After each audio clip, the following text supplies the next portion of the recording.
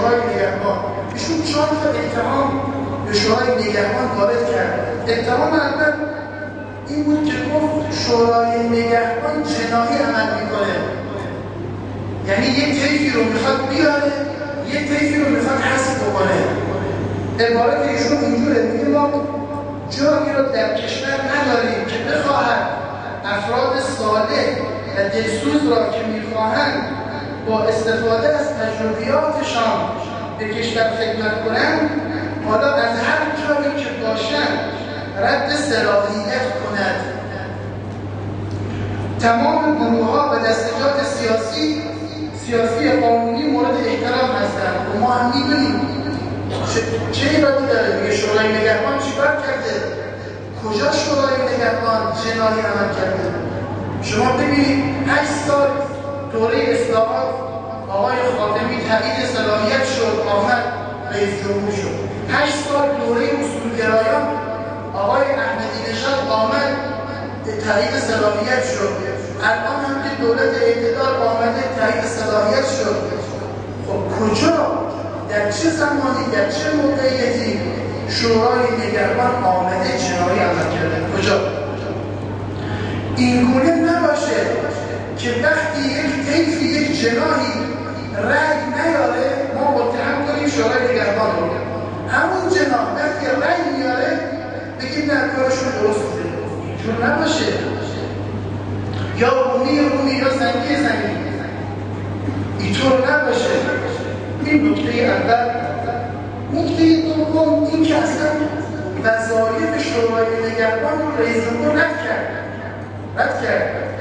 ایشون میگه که ما برای این که افرادی برن مجلس هیئت اجرایی داریم، هیئت اجرایی تعیین صلاحیت میکنه. وقتی هیئت اجرایی داریم دیگه معنا نداره که یک جناحی تعیین بشه صلاحیت رو یک جناحی نشه. ببینید عزیزان، هیئت اجرایی معمولا هنگام انتخابات مجلسی میشه. عرض کنم خدمتتون یک گروهی تشکیل میشن از امناء شهر. البته خب اداره اطلاعات هست، جاهای دیگه هم هستن توی این هیئت که اینا تعیین صلاحیت میکنن. بعد که تعیین شد میره شورای نگهبان. شورای نگهبان نظر آخر ما میده. آقای رئیس جمهور میگه که وقتی ما این هیئت اجرایی رو داریم دیگه چه نیازی به شورای نگهبان داریم؟ نیازی نداریم به شورای نگهبان. خب این چه حرفی شما میزنید؟ این مثل این میمونه که بگیم ما وقتی مجلس رو داریم، مجلس قانون تصویب میکنه، چه نیازی به شورای نگهبان داریم؟ چه نیازی به شورای نگهبان داریم؟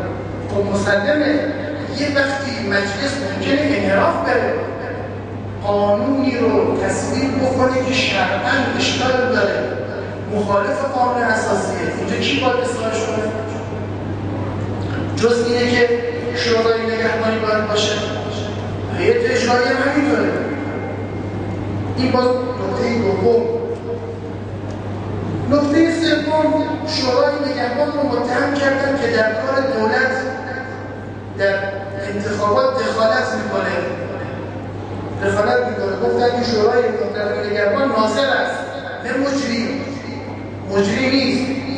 خب این خودش نیاز به اثبات داره. در کجا شورای نگهبان در کارهای دولت دخالت کرده؟ کجا؟ 2 ساله که دولت آمده، تازه ما انتخابات مجلس داریم و شورای خبرگان رهبری داریم. کجا دخالت کرده؟ چه جایی؟ به ما هم بگم. نکته آخر که باز ایشون برمیگردن و اصلا از اصل شورای نگهبان رو رد میکنن. میفرماید که دیگه که امام میگه که میزان رأی ملت هست. بعد ایشون نقل میکنه میگه مگر مجلس اول انقلاب، پس از انقلاب اسلامی که در آن زمان حتی شورای نگهبان وجود نداشت و همه حتی گروهک‌های مخرب در آن حضور داشتن، بهترین مجلس تاریخ کشور نبود. یه حکم که شورای نگهبان نداشتیم، نیروهای مخرب بودن، منافقین بودن، همه بودن، اما همون سال شورای مجلس اسلامی بهترین مجلس بود و خیلی خوب در کنارش هم یک بنی صدری هم بود. جور نیست یک بنی صدری هم بود که فرار کرد. فقط مجلس نبود که. این نکات مهمیه. حقی خواهشم از دولت محترم، دولت خدمتگزار، فرزندان انقلاب شهید داده هستند، زحمت کشیده هستند، رنج دیده هستند. خواهشم اینه که من باید از این حرفها ما اینجوری بفهمیم که خود آقای رئیس جمهور میخواد شورای نگهبان رو تضعیف بکند تا انتخابات رو مهندسی بکنه به نفع یک جناح خاص. این نباید فهمیده بشه. الان ما اینجور میفهمیم که ظاهرا دولت میخواد انتخابات رو مهندسی بکنه به نفع یک جناحی مهندسی کنه، شورای نگهبان مقابلشه. لذا شورای نگهبان رو متهم میکنه که شورای نگهبان تو داری جناحی کار میکنی. از حالا این بحث ها مرتفع بشه. الان موقع تبلیغات نیست، الان موقع این کارها نیست و بعید از شأن دولت که بخواد به این چیزها دامن بزنه.